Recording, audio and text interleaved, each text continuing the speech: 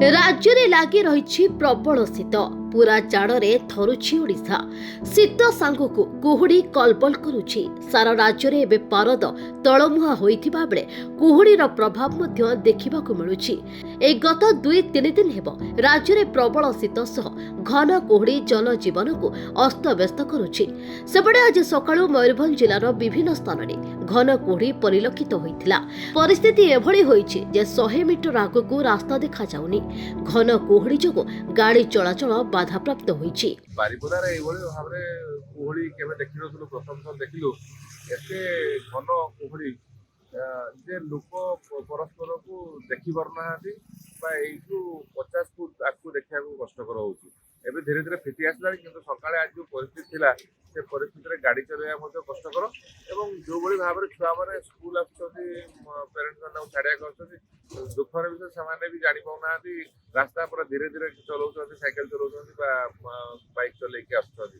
तो कुहुड़ीमय बारिपदा। मयूरभंज जिले में तलमुहा पारद जेतिकी खसुछि पारद सेतिकी बढ़ुछि शीत। उपर बाराकामुड़ारे सर्वनिम्न तापमात्रा 3 डिग्री रेकर्ड करिछि वन विभाग। तापमात्रा कमिबारे सिमिलीपाल जोर एरिया रे किछि किछि स्थान रे घास उपरे बरफर आस्तरण भी देखिबाकु मिलिछि।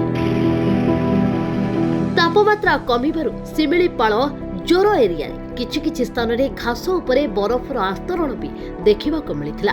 समुद्र पतन ठारू 1100 मीटर उच्चतारे सिमिलीपाल थिबारु एठारे अधिक शीत अनुभूति होइथाय। प्रबल ठंडा सत्वे भी वन विभाग कर्मचारी दिन राति एक करी पेट्रोलिंग कड़ाकड़ी करिसेंती।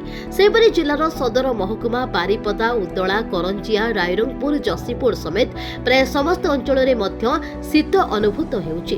तेबे हाड़भंगा शीत जोगु किछि स्थान रे शीत वस्त्र पिंधिथिले भी ठीक रे काम देउनी,